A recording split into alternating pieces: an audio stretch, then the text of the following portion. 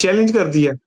वो 2 साल से जेल में है और 2 साल से हमें पता चल रहा है, उसे कभी कहते हैं तनाई में रखते हैं, कभी पता चलता है जी बीमार भी हो गया, कभी पता चलता है उसकी बीवी को करंट लग गया, तो हमें कोई फ़र्क पड़ रहा है? हमें कोई फ़र्क नहीं पड़ रहा है। तो गैरतमंद कौमों में इनकलाब आते हैं। अगर शायद हमारी तरफ तो कोई आँख उठा के नहीं देख सकता, शद्दाद से लेके और आप क्या कहते हैं फ़िरौन तक। मोहम्मद फ़िरौन तक चले जाएँ, ऐसे ही लगता था, ठीक है? सांस लेने की फुर्सत नहीं मिलती, पानी फटता है, अंदर जाते हैं यूं करके होता है और पता चलता है एक था फिरौन, खत्म हो गया। कायद का मैं अब क्या कहूं, उनके साथ जो कुछ हुआ, जिस तरह उनको एक खराब गाड़ी में लाया गया, जिस तरह उनकी बहन सड़क के ऊपर चीखती रही, जिस तरह टीबी का मरीज उस गाड़ी के अंदर शदीद गर्मी के अंदर एड़ियां रिगड़ता रहा, हमें नहीं समझ आई कि ये हमने किया, हम पहले दिन से हम क्या करने जा रहे थे और क्या था मंसूबा। पाकिस्तान में इनकलाब कितना दूर है? अगर मैं ईमानदारी से बताऊं ना, तो पाकिस्तान वो धरती नहीं है जहां का इनकलाब आते हैं। एसआर राणा साहब जो किसी तारुफ के मोहताज नहीं। राणा साहब, वक्त की अहमियत को जानते हुए हम अपने अहम मौज़ूआत की तरफ बढ़ते हैं और हम बात करना चाहेंगे कि पाकिस्तान में इस वक्त जो है हैं। दूसरी तरफ सैलाब ने जिस तरह से पाकिस्तान में तबाहकारियां मचाई हुई हैं और उसके जो असरात हैं, अभी तक हम उससे जो है वो नबर्द आजमा हो रहे हैं, लेकिन उससे ज्यादा हमें टिकटॉक पर मुहिम ज्यादा नजर आ रही है। तशहीरबाजी अगर हम कहें तो वो ज्यादा होती हुई नजर आ रही है। और जनाब, नेपाल की सूरत हाल ने जो है वो पाकिस्तान में मौजूद अशराफिया और कब्जा माफिया को भी जो है वो बहुत ज्यादा डरा के रख दिया है। यहाँ तक के टेलीविजन मीडिया पर जो है नेपाल के हवाले से अहम खबरें और जो भी डेवलपमेंट्स हैं उनको नशर करने पर जो है वो पाबंदी लगाई जा चुकी है और कहा जा चुका है कि इस पर जो है वो आपसे ज्यादा बात नहीं करनी। लेकिन सोशल मीडिया पर जिस तरह से नेपाल की मौजूदा सूरत हाल ने एक भौचाल बर्पा किया हुआ है, बहुत से लोग, बहुत से नाकदीन और सियासतदान और यहाँ तक कि तजिया निगार भी ये बात कर रहे हैं कि भाई पाकिस्तान जो है वो शायद अगला जो है वो हदफ हो सकता है इस इनकलाब का। लेकिन देखना यह है कि ये इनकलाब कब बर्पा होता है। तो बढ़ते हैं आपकी जानिब और मैं सबसे पहले आपसे सवाल करना चाहूंगी, पाकिस्तान में इनकलाब कितना दूर है? अगर मैं ईमानदारी से बताऊं ना, तो पाकिस्तान वो धरती नहीं है जहां का इनकलाब आते हैं। आप हिस्ट्री उठा लें इस सब कॉन्टिनेंट की, इस सब कॉन्टिनेंट में कभी इनकलाब नहीं आया। उसकी रीजन ये है कि अब मुझे शायद लोग बुरा भला भी कहें तो कह दें, मुझे इससे क्या फर्क पड़ता है। मैं ये समझता हूं कि बतौर कौम, एक तो हम कौम नहीं है, इनकलाब कौम लाती है। जब वो एक तरह की जेल होती है, एक तरह का सोचती है, एक तरह का, हमारा तो आलम ये है कि सैलाब में हमारे इस टाइम करोड़ों लोग जो हैं डूबे हुए। पीरावाला के अंदर पूरा वो इलाका डूबा हुआ है। मेरी आंखों में आंसू आ गए, मैं आज प्रोग्राम में रो पड़ा हूं। ठीक है, उनके हालत ज्यादा देख तो किसी को फर्क पड़ रहा है? कोई फर्क नहीं पड़ रहा। लोग, हम जब घर से निकलते हैं तो हम देखते हैं डस्टबिन में से बच्चे को वो उठा के कचरा कुंडी में से चीजें निकाल के खा रहे होते हैं, हमें फर्क पड़ता है? नहीं पड़ रहा होता। हम किसी अच्छे रेस्टोरेंट में अपने बच्चों को लेके जाते हैं, बाहर हम देखते हैं सर्दी में 2 बच्चे गुब्बारे पकड़ के बैठे हुए बेचने के लिए, हम उन्हें देखते हैं, हमें कोई फर्क पड़ता है? हमें नहीं फर्क पड़ता। एक शख्स जिसने पाकिस्तान के फ्यूचर के लिए और पाकिस्तान की जमहूरियत के लिए ताकतवरों को चैलेंज किया, तो उसे पता था कि मैं इतनी बड़ी ताकत को चैलेंज कर रहा हूं तो मेरे बचना बहुत मुश्किल हो जाएगा। उसने चैलेंज कर दिया। वो 2 साल से जेल में है और 2 साल से हमें पता चल रहा है, उसे कभी कहते हैं तनाई में रखते हैं, कभी पता चलता है जी बीमार भी हो गया, कभी पता चलता है उसकी बीवी को करंट लग गया, तो हमें कोई फर्क पड़ रहा है? हमें कोई फर्क नहीं पड़ रहा। तो गैरतमंद कौमों में इनकलाब आते हैं। आई एम सॉरी, जिन कौमों में गैरत होती है उनमें इनकलाब आते हैं। हम में कहां से इनकलाब आ जाएगा? और हमारा तो, आप यकीन करें कि एक दिन केबल बंद हो जाए ना तो सारी रात लोगों को नींद नहीं आती कि अब हम क्या करें। हम इतनी सहल पसंद कौम है, इतने ज्यादा बेहिस किस्म के लोग हैं हम, के हमारे साथ वाला बंदा मर रहा हो तो हमें, सड़कों पे फुटपाथों पे लाशें पड़ी होती हैं, وہ لاشیں ہی ہیں، جو مر گئی ہیں وہ بھی لاشیں ہیں، اور جو زندہ ہیں اور وہاں زندہ پہ سانس لے رہے ہوتے ہیں وہ بھی لاشیں ہی ہیں. تو ہمیں کیا فرق پڑ رہا ہوتا ہے؟ ہمیں فرق پڑتا ہے کہ ہمارے حکمران خربوں روپے اس ملک سے لوٹ کے کھا جاتے ہیں، چھین کے بھاگ جاتے ہیں، اور ہم اگلی دفعہ ایک بریانی کی پلیٹ یا قیمے والے نان پہ ان کے پیچھے دھوم ہلاتے پھر رہے ہوتے ہیں. ایسی قومیں انقلاب لاتی ہیں؟ ایسی قومیں انقلاب نہیں لاتی ہیں. ہم انقلاب والی قوم نہیں ہے، ہم تو غلام قسم کے لوگ ہیں جو صدیوں سے غلامی کر رہے ہیں، اب بھی کرتے رہیں گے بس، اور ہماری اوقات ہی کوئی نہیں ہے. رانا صاحب، آپ کی باتیں سن کر، آپ کی گفتگو سن کر میں بالکل، میرے پاس الفاظ نہیں ہے، اور میں وہ جب لاشعوری طور پہ جب وہ ساری چیزوں کو میں امیجن کر رہی ہوں نا، تو آپ یقین مانیے مجھے اپنے انسان ہونے پر بھی شرمندگی ہو رہی ہے، مجھے اس معاشرے کا ایک باسی ہونے پر بھی شرمندگی ہو رہی ہے. لیکن شرم کا مقام یہاں پر یہ ہے کہ جن کے پاس طاقت ہے، جن کے پاس دولت ہے، جن کے پاس اختیار ہے، آج وہ صرف تشہیر بازیوں پر جو ہے وہ گزارا کر رہے ہیں. یا پاکستان کی 25 کروڑ عوام جس طرح سے سیلاب میں رل رہی ہے، کتنی جانیں کو ضیاع ہو چکا ہے، کتنے لوگ ایک ایک آدھا انچ روٹی کے لیے رو رہے ہیں، منتیں کر رہے ہیں. ان کو روٹی بھی مل رہی ہے تو تصویر دکھا کے مل رہی ہے. مطلب ہم اس قدر مردہ قوم ہو چکے ہیں. مجھے چی گویرا کی وہ کہاوت یاد آ گئی ہے کہ چی گویرا نے کہا تھا کہ لوگوں کو اس قدر غلامی کی عادت ڈال دو کہ وہ سانس لینے کو ہی آزادی سمجھے. مطلب آج لوگوں کا جو سرمایہ ہے، لوگوں کے مال ہیں، لوگوں کے مویشی ہیں، لوگوں کی فصلیں ہیں، لوگوں کا گھر بار ہے، سب اجڑ گیا. لوگ جو ہیں وہ رستے پر آ چکے، لوگ سڑکوں پر آ چکے، مگر ابھی بھی ہمارے ارباب اختیار ایک ہی جو ہے وہ راگ لاپ رہے ہیں، سب اچھا ہے، سب اچھا ہے. کیا کہہ سکتے ہیں رانا صاحب؟ یہاں کا تو ہر ایک ادارہ ہی جو ہے اس پر انا للہ و انا الیہ راجعون پڑھنے کو دل چاہتا ہے. میں نے ایک حدیث پڑھی تھی جس میں آپ صلی اللہ علیہ وآلہ وسلم سے ایک صحابی نے پوچھا کہ یا نبی کیسے پتا چلے گا کہ اللہ ناراض ہے؟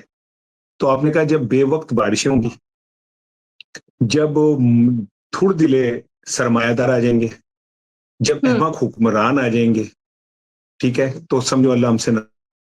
کیا یہ چیزیں پاکستان پہ پوری نہیں اتر رہی؟ بے وقت بارشیں نہیں ہو رہی؟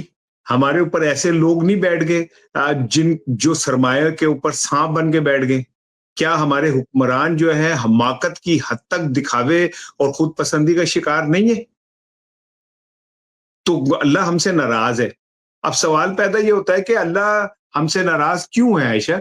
تو میں نے یہ پڑھا ہے کہ ہم سے زیادہ متقی قومیں جو تہجد گزار تھیں، جو روزہ، نماز، حج، زکوٰۃ سب پہ پورا اترتی تھی، نیست و نابود ہو گئی اس لیے کہ وہ منافق تھی، بزدل تھی.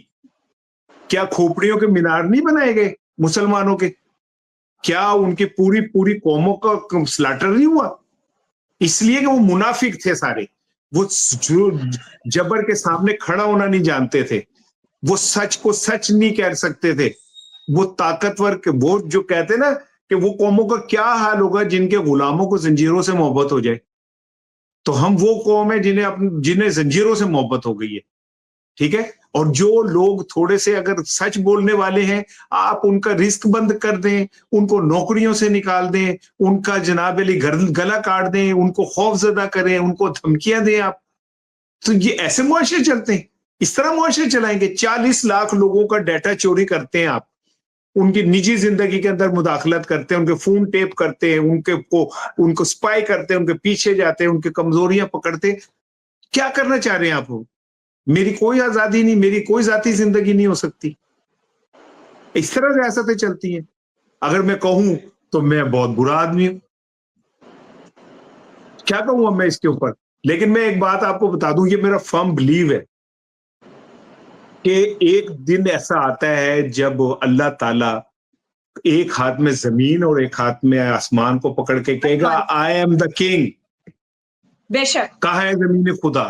یہ رینگتے پھریں گے، یہ کیڑوں کی طرح رینگتے پھریں گے. یاد رکھنا میری بات، ان کو امان نہیں ملے گی. یہ اللہ، میرا یہ یقین ہے کہ اگر اللہ نے انصاف کیا تو یہ وہ لوگ ہوں گے جن کی منزل حامیہ ہوگی، بھڑکتی ہوئی آگ جو ہے. ٹھیک ہے نا. تو میں کر لیں گے, اس وقت ان کے پاس طاقت ہے, بڑے حکمران آئے, بڑے طاقتور آئے, ایسے ہی دیکھے میں نے. وہ کہتے تھے شاید ہماری طرف تو کوئی آنکھ اٹھا کے نہیں دیکھ سکتا, شداد سے لے کے اور آپ کیا کہتے ہیں فرعون تک, فرعون تک چلے جائیں, ایسے ہی لگتا تھا. ٹھیک ہے, سانس لینے کی فرصت نہیں ملتی, پانی پھٹتا ہے, اندر جاتے ہیں, یوں کر کے ہوتا ہے, اور پتہ چلتا ہے ایک تھا فرعون, ختم ہو. رانا صاحب انجام تو سب کو معلوم ہے, سب کو پتا ہے کہ یہ میرے خدا کا وعدہ ہے کہ جو ظلم کرے گا وہ حساب لے گا, اس کو اپنے انجام کا بھی معلوم ہے. لیکن پھر بھی لوگ یہ ظلم کرتے ہوئے کترا بھی نہیں رہے, یہ ڈر بھی نہیں رہے. شاید ان کو اس بات کا یقین اب ختم ہوتا جا رہا ہے کہ ہمارا کہیں کوئی حساب بھی ہوگا, یا وہ دنیا کو ہی جو ہے وہ اپنا ایک مستقل ٹھکانہ سمجھ کر بیٹھ گئے ہیں کہ یہی سب کچھ ہے اور ہم ہی خدا ہیں. ہم جب چاہے جس کو چاہے اس کی ڈورے ہلائیں, ہم جب چاہے جس کو چاہے اٹھا لیں, ہم جس کو جب چاہے مار دیں, جس کو جب چاہے اس کے رزق کے دروازے بند کر دیں, جب دل چاہے جس کو چاہے چپ کروا دیں. مطلب مجھے ایسا لگتا ہے کہ آپ اور میں شاید ڈمی ہیں ان لوگوں کے ہاتھ میں, اور اس میں کہیں حد تک قصور جو ہے وہ شاید ہمارا بھی ہے. قائد نے ایک قوم تو ہمیں بنا دیا, مگر ہم شاید وہ قوم بن نہیں چکے, ہم ابھی تک وہ ہجوم کی شکل نہیں ہے, ہمیں لگ نہیں رہا کہ ہم آزاد ہیں. قائد کا میں اب کیا کہوں, ان کے ساتھ جو کچھ ہوا, جس طرح ان کو ایک خراب گاڑی میں لایا گیا, جس طرح ان کی بہن سڑک کے اوپر چیختی رہی, جس طرح ایک ٹی بی کا مریض اس گاڑی کے اندر شدید گرمی کے اندر ایڑیاں رگڑتا رہا, ہمیں نہیں سمجھ آئی کہ یہ ہم پہلے دن سے ہم کیا کرنے جا رہے تھے اور کیا تھا منصوبہ. چھوڑ دیں, کیا کہوں میں کہ آپ, میری کتاب ہے جب پاکستان واپس ملے گا, تو مجھے لوگ کہتے ہیں 2004 میں آئی تھی, تو اب سے 21 سال پہلے. تو انہوں نے کہا یہ کیا کتاب ہوئی جب پاکستان واپس ملے گا, تو میں نے کہا مجھے ملا ہی کب تھا, پاکستان تو مجھے ملا ہی نہیں, وہ تو کسی اور کے پاس چلا گیا, شاید کبھی مجھے مل جائے, جس کے لیے میرے باپ نے قربانیاں دی تھی, جس کے لیے میرے آبا و اجداد نے ستم جھیلے تھے, شاید مجھے مل جائے. وہ پاکستان بہت پہلے ہی ہائی جیک ہو گیا تھا, اور ابھی مجھے نہیں لگتا کہ اس کی کوئی واپسی ہو سکتی. میں بددل نہیں ہوں, مایوس نہیں ہوں. اللہ قرآن میں کہتا ہے کہ ہر مشکل کے بعد آسانی ہے, لیکن اب یہ مشکل کتنی چلتی ہے مجھے نہیں پتا. عمران خان کا حال دیکھ کے مجھے بڑی مایوسی ہوتی کہ یار اگر اب میں ذرا سی غیرت شرم ہوتی تو عمران خان ایسے جیل میں اتنا عرصہ رہ سکتا تھا؟ نہیں رہ سکتا تھا. لیکن رانا صاحب اس نے کیا غلط کیا, دیکھیے اس نے کیا غلط کیا. وہ شہزادوں کی زندگی گزارتا ہوا وہ درویشوں کے حال تک پہنچ گیا. اس نے صرف شاید اتنا غلط کیا کہ اس نے اس 25 کروڑ عوام پر تکیہ کیا. وہ جب بولتا تھا وہ یہی کہتا تھا یا تو مجھے پاکستان کی عدلیہ پر مان ہے یا پاکستانی قوم پر مان ہے. ایک ایک کر کے سب مان ٹوٹے. عدلیہ پاکستان نے جس طرح سے اپنا کردار نبھایا وہ بھی تاریخ کا حصہ بن چکا ہے. جسٹس منیر سے لے کے جسٹس قاضی تک اور اب جسٹس یحییٰ تک جو سفر طے ہوا ہے وہ سب کے سامنے ہے. اور دوسری طرف عوام پاکستان, اس نے کہا تھا یہ میں برداشت کر لوں گا, آپ لوگ برداشت نہیں کر پائیں گے.